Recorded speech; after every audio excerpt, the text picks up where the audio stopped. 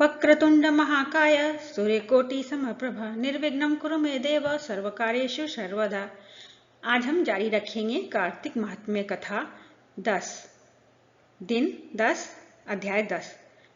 राजा पृथु बोले, हे ऋषि श्रेष्ठ नारद जी, आपको प्रणाम है। कृपया अब यह बताने की कृपा कीजिए कि जब भगवान शंकर ने अपने मस्तक के तेज को क्षीर सागर में डाला तो उस समय क्या हुआ। नारद जी बोले, हे राजन, जब भगवान शंकर ने अपना वह तेज क्षीर सागर में डाल दिया तो उस समय वह शीघ्र ही बालक होकर सागर के संगम पर बैठकर संसार को भय देने वाला रुदन करने लगा। उसके रुदन से संपूर्ण जगत व्याकुल हो उठा, लोकपाल भी व्याकुल हो गए, चराचर चलायमान हो गया। शंकर सुवन के रुदन से संपूर्ण ब्रह्मांड व्याकुल हो गया। यह देखकर सभी देवता और ऋषि मुनि व्याकुल होकर ब्रह्मा जी की शरण में आए और उन्हें प्रणाम कर उनकी स्तुति करने लगे। उन सभी ने ब्रह्मा जी से कहा, हे पितामह, यह तो बहुत ही विकट परिस्थिति उत्पन्न हो गई है। हे महायोगिन, इसको नष्ट कीजिए।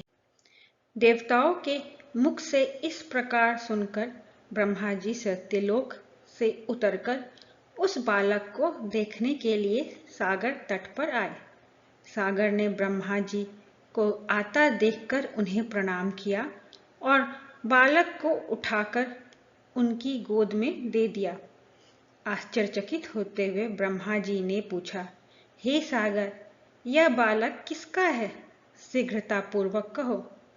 सागर विनम्रता पूर्वक बोला, प्रभु, यह तो मुझे ज्ञात नहीं है, परंतु मैं इतना अवश्य जानता हूं कि यह गंगा सागर के संगम पर प्रकट हुआ है। इसलिए हे जगत गुरु, आप इस बालक का जात कर्म आदि संस्कार करके इसका जातक फल बताइए। नारद जी ने राजा पृथु से बोले, सागर ब्रह्मा जी के गले में हाथ डालकर बार बार उनका आकर्षण कर रहा था। फिर तो उसने ब्रह्मा जी का गला इतनी जोर से पकड़ा कि उससे पीड़ित होकर ब्रह्मा जी की आंखों में अश्रु टपकने लगे।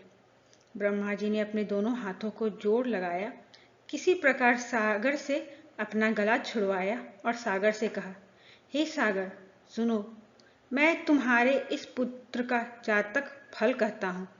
मेरे नेत्रों से जो यह जल निकला है, इस कारण इसका नाम जलंधर होगा। उत्पन्न होते ही वह तरुणावस्था को प्राप्त हो गया, इसलिए यह सब शास्त्रों का पारगामी, महापराक्रमी, महावीर, बलशाली, महायोद्धा और रण में विजय प्राप्त करने वाला होगा। यह बालक सभी दैत्यों का अधिपति होगा। यह किसी से भी पराजित ना होने वाला तथा भगवान विष्णु को भी जीतने वाला होगा। भगवान शंकर को छोड़कर यह सबसे अवध्य होगा। जहां से इसकी उत्पत्ति हुई है यह वहीं जाएगा। इसकी पत्नी बड़ी पतिव्रता, सौभाग्यशालिनी, सर्वांग सुंदरी, परम मनोहर, मधुर वाणी बोलने वाली तथा शीलवान होगी। सागर से इस प्रकार कहकर ब्रह्मा जी ने शुक्राचार्य को बुलवाया और उनके हाथों में बालक का राजाभिषेक कराकर स्वयं अंतर्धान हो गए।